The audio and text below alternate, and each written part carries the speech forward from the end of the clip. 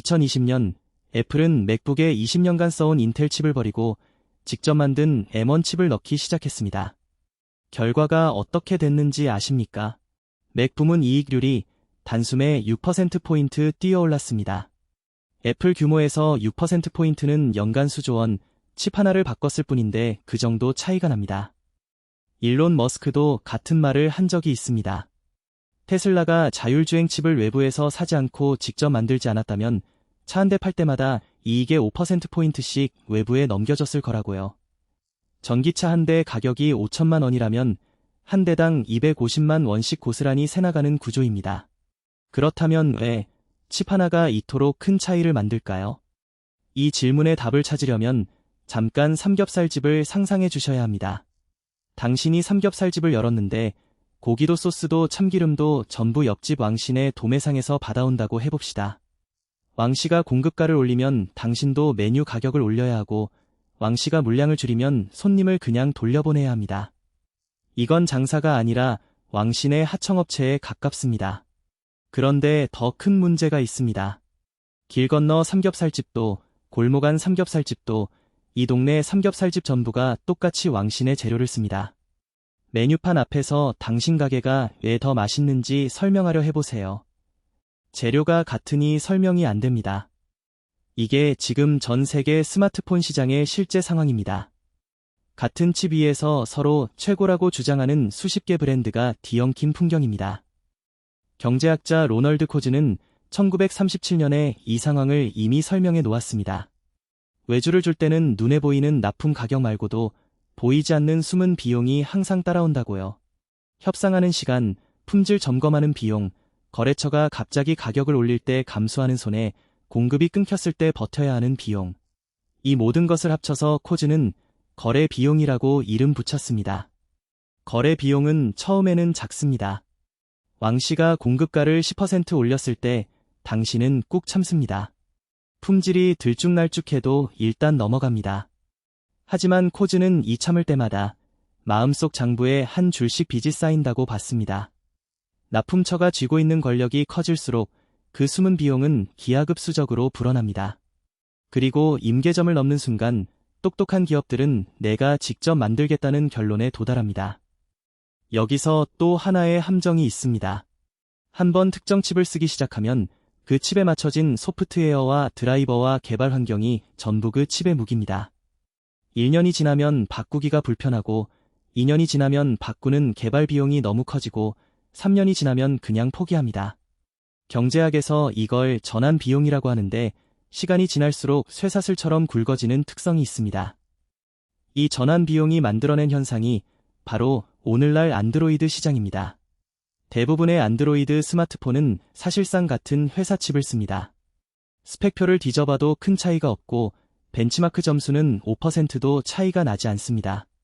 어느 브랜드는 초월적 성능, 다른 브랜드는 최강의 경험이라고 광고하지만 소비자는 이미 알고 있습니다. 맛이 거기서 거기라는 거려. 그렇다면 왜 모든 회사가 직접 칩을 만들지 않을까요? 첫 번째 이유는 돈입니다. 최첨단 칩을 설계해서 공장에 딱 한 번 시범 생산을 맡기는 것만으로도 수백억에서 수천억 원이 들어갑니다. 여기서 문제가 나오면 수정 설계에 6개월, 재생산에 또 수백억입니다. 시작하기도 전에 자금줄이 막히는 기업이 허다합니다. 이건 대기업도 숨이 막히는 진입장벽입니다. 두 번째 이유는 규모입니다. 칩 설계에 1,000억 원을 써도 스마트폰 1,000만 대에 나눠 담으면 대당 1만 원입니다. 그런데 100만 대에 나눠 담으면 대당 10만 원이 됩니다. 자체 칩이 경제적으로 의미를 갖는 마법의 숫자는 연간 수천만 대 이상이고 그 기준을 충족하는 기업은 전 세계에서 손에 꼽힙니다. 규모가 없으면 자체 칩은 오히려 비용을 늘리는 역설이 생깁니다. 세 번째는 공급망 중독입니다. 외부 칩을 3년 쓰면 그 칩 생태계에 완전히 흡수됩니다. 소프트웨어 최적화, 개발자 툴, 기술 지원 인프라까지 전부 그 칩 위에 쌓입니다. 빠져나오는 건 중독에서 탈출하는 것과 비슷합니다. 신체적으로는 가능하지만 그 고통의 비용이 너무 커서 대부분 포기합니다. 돈도, 규모도, 의지도 있어야 겨우 시작할 수 있는 게 자체 반도체입니다. 이 세 가지 장벽을 한꺼번에 그것도 자발적이 아니라 강제로 돌파한 사례가 있습니다. 2019년 미국 정부는 화웨이를 대상으로 반도체 공급을 전면 차단했습니다. 퀄컴의 칩도 TSMC의 위탁 생산도 심지어 칩 설계 소프트웨어까지 전부 막혔습니다. 삼겹살집에서 고기를, 가스불을, 심지어 불판까지 한꺼번에 빼앗긴 것과 같은 상황이었습니다. 당시 업계 전문가 대부분이 화웨이의 스마트폰 사업은 2에서 3년 안에 사실상 끝날 것이라고 봤습니다. 재고 칩은 한정적이고 새로 구할 방법은 없었으니까요. 실제로 2020에서 2021년 화웨이 스마트폰 출하량은 전년 대비 40% 이상 급감했고 글로벌 시장 점유율은 1위에서 기록에서 사라질 정도로 내려앉았습니다. 그때는 정말 문 닫는 줄 알았습니다. 그런데 2023년 8월 아무 예고도 없이 조용히 출시된 스마트폰 하나가 업계를 뒤집어 놓습니다. 화웨이 메이트 60 프로. 공식 스펙 발표도 사전 행사도 없이 그냥 판매를 시작했습니다. 전문가들이 분해해보니 기린 9000S 칩이 들어있었습니다. 중국 SMIC가 자체 기술로 생산한 칩이었습니다. 반도체 업계에서 불가능하다고 단언했던 일이 실제로 벌어진 겁니다. 이게 그렇게 충격적이었을까요? 미국이 막은 건 완성된 칩만이 아니었기 때문입니다. 칩을 설계하는 EDA 소프트웨어, 칩을 만드는 노광 장비, 핵심 소재까지 전방위로 틀어막았습니다. 그 상태에서 화웨이는 자체 설계, 중국 내 생산, 자국 공급망이라는 완전한 수직 계열화로 살아남았습니다. 살아남은 것을 넘어 아무도 예상 못한 방향에서 돌아온 겁니다. 수직 계열화란 쉽게 말해 공급망의 여러 단계를 한 회사 안으로 가져오는 전략입니다. 재료를 사는 사람에서 재료를 만드는 사람이 되는 것입니다. 코즈의 거래 비용 이론으로 보면 외주 시장에서 매번 지불하던 숨은 비용을 내부화로 없애버리는 겁니다. 화웨이가 보여준 건 이 수직 계열화가 단순한 비용 절감 전략이 아니라 생존 전략이자 독립 선언이 될 수 있다는 사실입니다. 자체 칩을 갖는 것에는 또 다른 차원이 있습니다. 범용칩과 특화칩의 이야기입니다. 범용칩은 모든 작업을 어느 정도 잘합니다. 반면 특화칩은 특정 작업을 극도로 잘합니다. 자기 칩을 직접 만드는 기업이 추구하는 건 거의 항상 후자입니다. 우리 사용자가 가장 많이 쓰는 기능에 모든 자원을 집중하겠다는 선택이고, 이건 시장을 읽는 능력이 없으면 불가능한 전략입니다. 스마트폰 사용자들이 가장 많이 쓰는 기능이 무엇인지 조사하면 압도적으로 카메라가 1위입니다. 그래서 자체 칩을 만드는 기업들이 가장 공들이는 부분이 ISP, 즉 이미지 신호 처리기입니다. 범용칩에서 ISP는 사무실 구석 보조 자리에 앉은 신입사원입니다. 바쁠 때 가끔 불러 쓰는 역할이죠.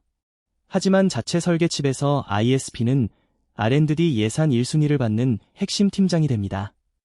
구체적인 상황으로 보여드리겠습니다. 1만 명이 모인 콘서트장 뒤편에서 20배 줌으로 가수를 촬영하는 상황입니다. 이 순간 칩은 동시에 흔들리는 화면 보정, 어두운 환경의 노이즈 제거, 높은 해상도 유지를 처리해야 합니다. 사람으로 비유하면 마라톤을 달리면서 수학 문제를 푸는 것과 비슷합니다. 이게 얼마나 어려운 일인지 범용칩은 구조적으로 한계에 부딪힙니다. 범용칩이 이 상황을 처리하는 방법은 CPU와 GPU에서 긴급 자원을 빌려오는 겁니다.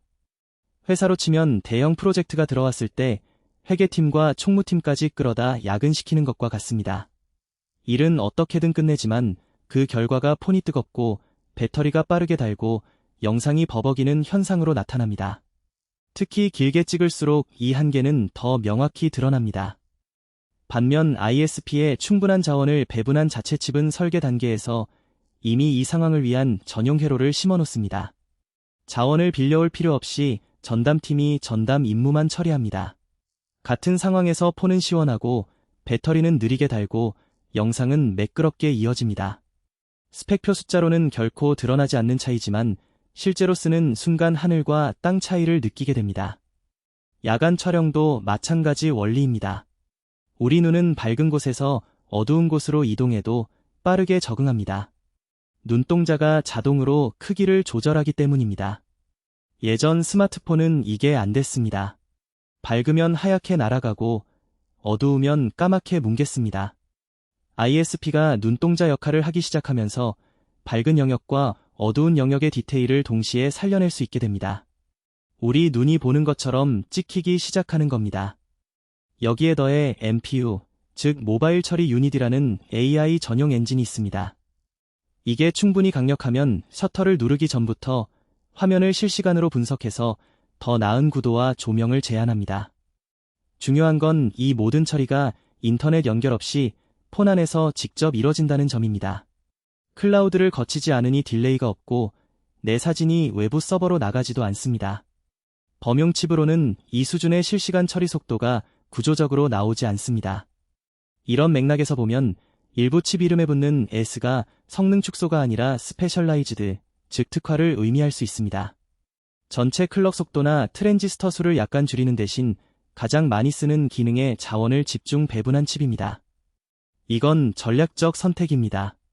모든 걸 다 잘하는 칩이 아니라 내 사용자가 진짜 원하는 것을 가장 잘하는 칩을 만들겠다는 의지의 표현이니까요.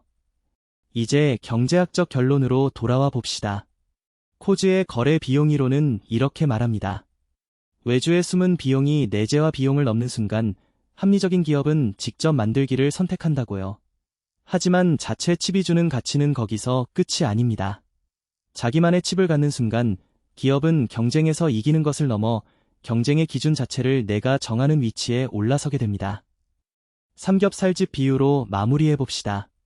왕신의 재료를 쓰는 한 당신은 왕씨가 정해주는 좋은 삼겹살의 기준 안에서만 경쟁합니다. 하지만 직접 농장을 운영하고 직접 부위를 선별하는 순간 당신이 진짜 좋은 삼겹살이 뭔지를 정의하는 사람이 됩니다. 애플이 M 시리즈를 내놓은 뒤 PC업계의 기준이 클럭 속도에서 전성비, 즉 전력 대비 성능으로 바뀐 것도 정확히 같은 원리입니다. 투자와 사업의 시각에서 보면 이 흐름은 중요한 신호를 담고 있습니다. 어떤 기업이 핵심 부품의 내재화를 결정했다는 건 그 시장에서 오래 살겠다는 장기 선언이기도 합니다. 구글이 텐서칩을, 삼성이 엑시노스를, 아마존이 그래비톤을, 마이크로소프트까지 자체 AI 칩을 선언한 이유도 여기에 있습니다. 칩이 곧 미래다 라는 명제가 이제 IT만의 이야기가 아닌 겁니다. 오늘 핵심을 세 가지로 정리합니다. 첫째, 코즈의 거래 비용, 외주의 숨은 비용이 내재화 비용을 넘으면 직접 만드는 게 합리적입니다. 둘째, 전환 비용, 한 번 묵이면 벗어나기 어렵고 이 쇠사슬을 끊는 비용은 늘 생각보다 큽니다. 셋째, 수직 계열화는 비용 절감이 아니라 시장의 기준을 내가 정의하는 무기입니다. 이 세 원리가 합쳐질 때 기업은 같은 게임을 더 잘하는 게 아니라 아예 다른 게임을 하는 선수가 됩니다. 그런데 여기서 하나의 질문이 남습니다. 자체 칩을 만들 수 있는 기업은 전 세계에서 극소수입니다. 그렇다면 자체 칩 없는 나머지 기업들은 어떻게 살아남을까요? 그냥 사라질까요? 아닙니다. 거기서 또 다른 경제 구조가 탄생했습니다. 다음 편에서는 플랫폼 경제학을 통해 칩 없는 기업이 칩 있는 기업과 공존하며 오히려 새로운 권력을 만들어가는 구조를 파헤쳐 보겠습니다. 구독 버튼 눌러두시면 바로 알려드리겠습니다.